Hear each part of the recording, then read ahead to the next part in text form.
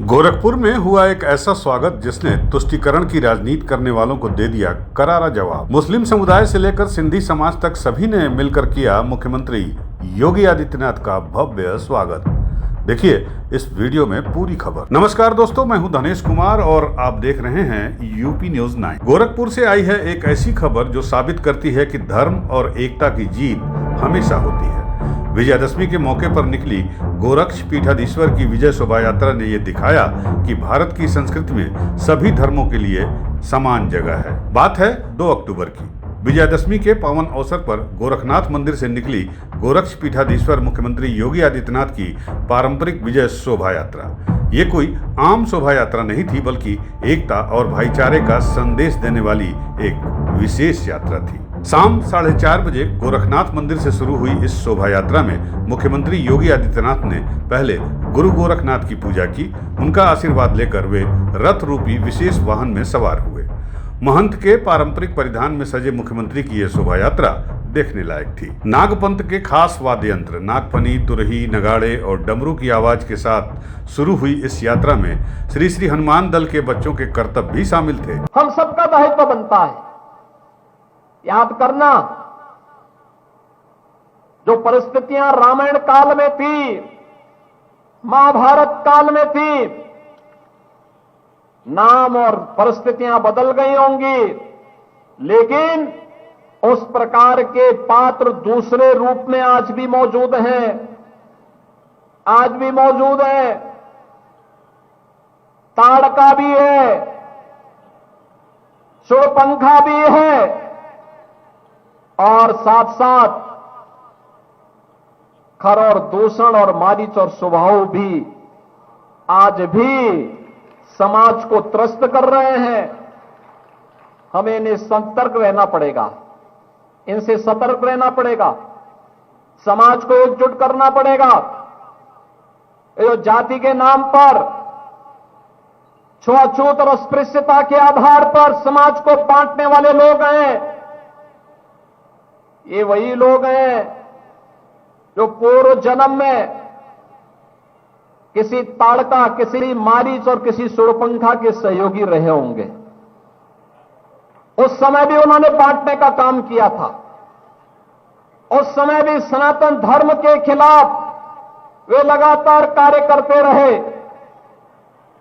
आज भी याद करना, बेटी की सुरक्षा पर जो लोग खतरा बने हुए हैं, ये पूर्व जन्म में कोई दुर्योधन और कोई दुशासन जरूर रहा होगा, उनका शागिर्द जरूर रहा होगा और इसीलिए इतना दुस्साहस करते हैं।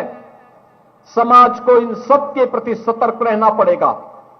याद करना, सनातन धर्म केवल एक उपासना विधि नहीं, ये संपूर्ण मानव यानी मानव ही नहीं, जीव कल्याण के साथ साथ चराचर जगत की सुरक्षा की गारंटी भी है। चराचर जगत के सुरक्षा की गारंटी।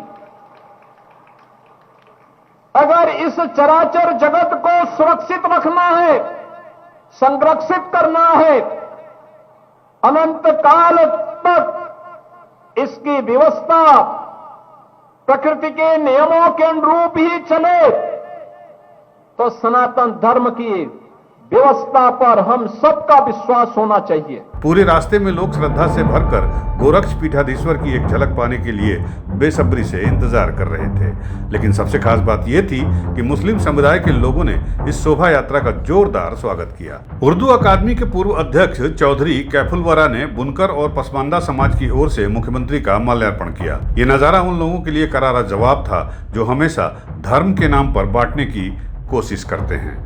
मुख्यमंत्री ने मुस्कुराते हुए इस स्वागत को स्वीकार किया और अल्पसंख्यक समुदाय के लोगों को नवरात्र अनुष्ठान का प्रसाद भी दिया। समुदाय के लोगों ने भी इस प्रसाद को माथे से लगाकर अपनी कृतज्ञता व्यक्त की। यह दृश्य भारत की गंगा जमुनी तहजीब का सच्चा प्रतीक था। आगे चलकर बुनकर वेलफेयर सोसाइटी के सदस्यों ने भी शोभा यात्रा का स्वागत किया। रास्ते भर के मकानों में खड़ी महिलाओं और बच्चों ने अपने मोबाइल फोन से तस्वीरें और वीडियो भी बनाए। इसमें बड़ी संख्या में अल्पसंख्यक समुदाय के लोग भी शामिल थे। चौधरी कैफुलवरा ने बताया कि उनका उनका परिवार पीढ़ियों से गोरक्ष पीठाधीश्वर की शोभा यात्रा का स्वागत करता आया है। उन्होंने कहा कि गोरक्ष पीठ किसी भी मत या मजहब का भेद नहीं करता और सभी इंसान को समान नजरिए से देखता है। हम लोग की भावना यह है कि हम लोग महाराज जी से बहुत दिनों से हम तो बचपन से जुड़े हुए हैं। हमारे पिताजी ये लोग बड़े महाराज जी से जुड़े हुए थे और हमारे जो और पुरखे थे वो उनसे दिग्विजय नाथ जी से जुड़े हुए थे। तो हम लोगों का जुड़ाव देख करके ये मुख्यमंत्री जी अभय नाथ जी से जो हम लोगों का संबंध था, जुड़ाव था, उसको देख करके इन्होंने हम लोग को अपने साथ जोड़ा। तो हम लोग इनके साथ हमेशा से जुड़े हैं और हम लोग इनकी कई पीढ़ियों से स्वागत करते चले आ रहे हैं। अच्छा, महाराज जब सांसद हुआ करते थे और इस समय मुख्यमंत्री थे, तो दोनों समय में आप लोग मिलते होंगे कुछ काम के सिलसिले में जैसे भी, क्या कोई अंतर पाए पहले और अब में? हमारे लिए तो कोई अंतर नहीं है। वो मुझको चौधरी साहब करके बुलाते हैं, ये भी बात है। अगर वो उनके अंदर किसी तरह का फर्क लगता तो चौधरी करके कहते, साहब नहीं जोड़ते। तो इसलिए हम तो देख रहे हैं जो पहले थे वो आज भी हैं। हम लोगों के लिए तो बिल्कुल पहले जैसे हमको लगते हैं, इसलिए हम लोग इनके साथ जुड़े हुए हैं और अपनी समस्या और हमारे समाज की किसी तरह की कोई समस्या होती है तो हम इन तक पहुंचाते हैं और कोशिश करते हैं कि महाराज जी उस काम को कर दें ताकि हमारे समाज में भी हमारी इज्जत रह जाए। उनके सामने जाते हैं तो उनके सामने भी इज्जत रहे। श्री दुर्गोत्सव समिति के पंडाल के सामने पहुंचकर शोभा यात्रा का एक और भव्य स्वागत हुआ।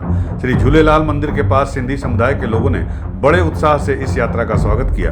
पूरे रास्ते में संस्कृति विभाग के 10 अलग अलग दलों ने लोक संस्कृति की प्रस्तुतियां भी पेश की। शोभा यात्रा का समापन मानसरोवर मंदिर में हुआ। यहाँ पहुंचकर मुख्यमंत्री ने जय श्री राम की जय घोष के बीच देवाधिदेव महादेव और अन्य देवी देवताओं की वैदिक मंत्रों के साथ पूजा अर्चना की और महादेव का अभिषेक भी किया।